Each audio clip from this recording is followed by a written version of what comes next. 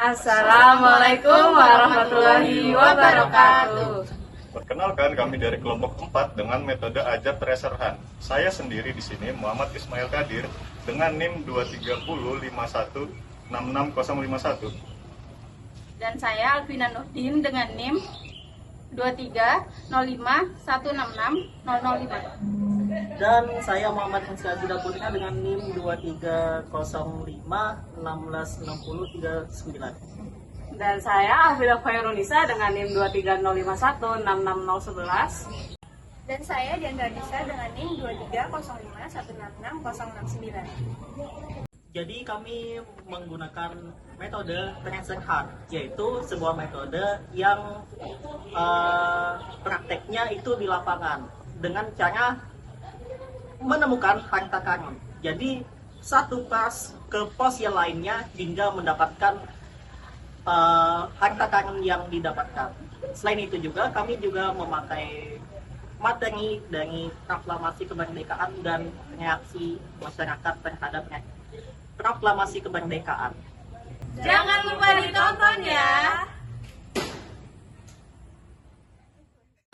Assalamualaikum anak-anak. Waalaikumsalam warahmatullahi wabarakatuh.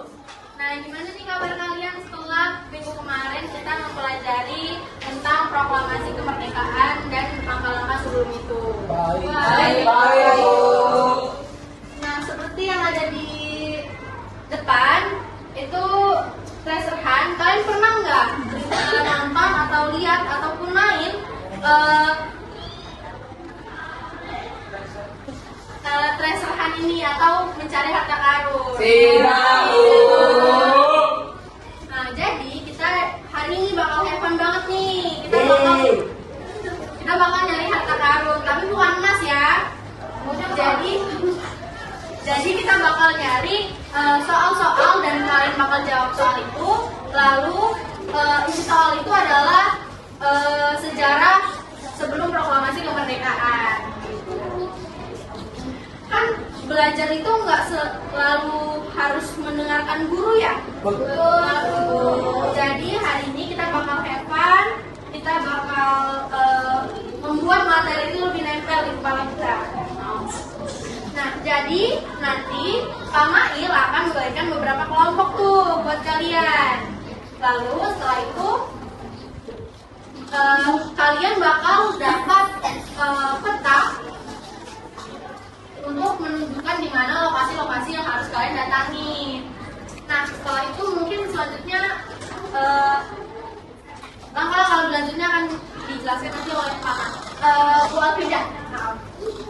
Nah, kenapa sih sebenarnya kita ini memakai metode ini buat mempelajari materi proklamasi kemerdekaan ini? Ada yang tahu nggak? Iya, benar. Jadi kita memakai metode ini agar tidak boring ya. Mungkin selanjutnya akan dijelaskan oleh Bu Alvida mengenai langkah-langkah permainannya. Baik, oke. Jadi di sini Ibu bakalan ngejelasin bagaimana sih tata cara kita bermain tracerhan supaya nanti kegiatan kita ini berjalan dengan lancar gitu.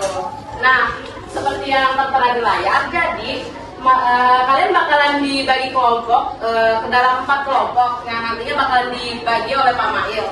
Nah, terus masing-masing kelompok bakalan mencari secret question atau pertanyaan rahasia gitu di 4 titik yang tersebar. Nanti kalian bakalan dikasih map sebagai petunjuk di mana titik-titik itu berada. Nah, selanjutnya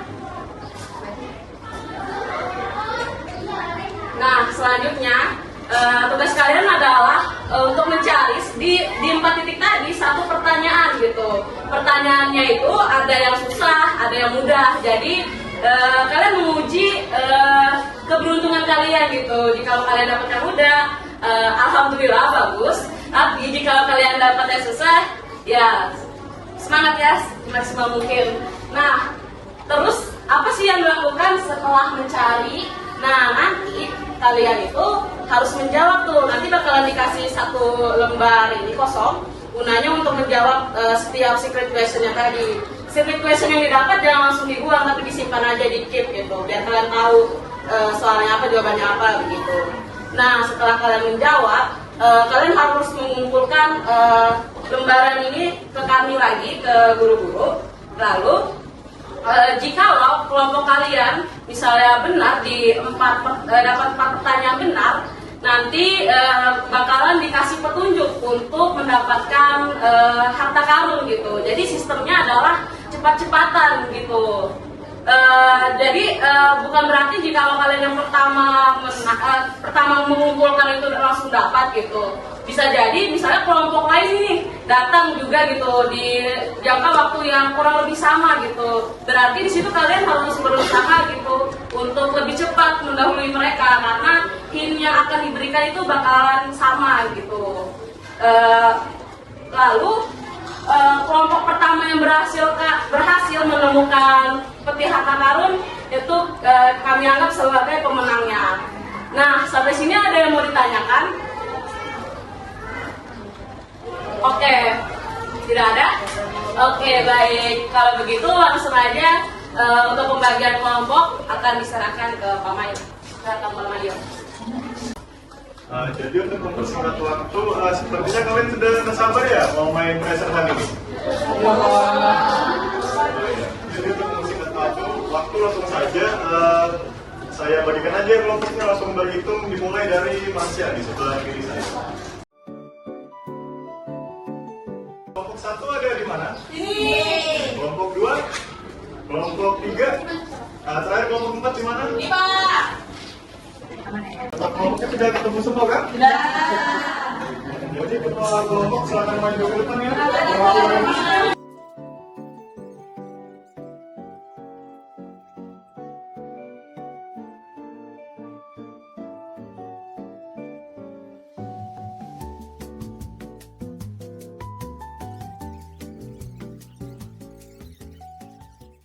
Membaca pada tersebut ya, untuk dipahami terlebih dahulu. Bapak boleh dicoret kameranya? Boleh?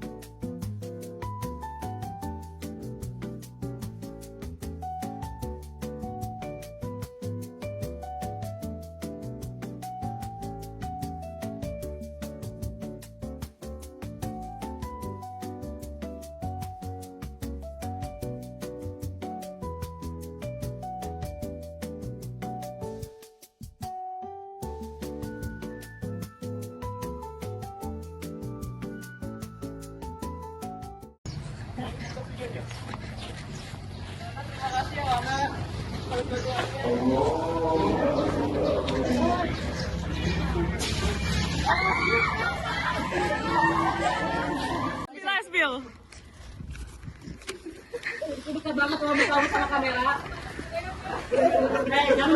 Oke. Cari tempat yang paling aman yang ada di kampus. Dari kelompok 4 treasure hunt ya, strategi pendidikan kami yang mendapat hadiahnya. Ada Andika, ada Dika, ada Nurul, ada saya Junita, ada Krista, dan ada Nurban. Terima kasih kepada Aisyah. Bye-bye semuanya, kita yang menang. Nah, bagaimana nih setelah kita main treasure hunt tadi? Seru. Masih pada semangat gak nih? Semangat. Nah, sebelum itu kita beri tepuk tangan dulu untuk kelompok 4. Karena sudah menjawab soal dengan cepat dan tepat ya. Nah, untuk perwakilan dari kelompok 4 bisa kasih pesan dan pesannya dong. Silakan buat Junita dari perwakilan kelompok 4. Oke, treasure hunt ini menumbuhkan jiwa kompetitif kita dan ketangkasan kita juga ya. Jadi sejarah tidak hanya mempelajari tentang bacaan, tapi ketangkasan dan ambisi kita mendapatkan harta karun yang kita tidak tahu isinya apa menggunakan metode treasure hunt. Terima kasih semuanya sudah berpartisipasi, terutama untuk Miftah Alfat Muzamil Aisyah. Terima kasih telah membantu kelompok kami untuk mendapatkan hadiahnya. Oke, terima kasih juga. Nah, selanjutnya dari kegiatan tadi, ada nggak yang bisa menyimpulkan hasil dari kegiatan presentation tadi? Bu, angkat tangan. Oh iya, baik, betul. Dipersilakan untuk maju ke depan. Jadi kesimpulannya dari kegiatan pembelajaran ini mengajak kita untuk menyusuri perjalanan kemerdekaan Indonesia dari kekalahan Jepang di Tarakan. Kita melihat peran krusial PPKI, pertemuan dalat dan semangat pemuda yang menginginkan kemerdekaan murni, ketegangan golongan tua muda di Regas Denlock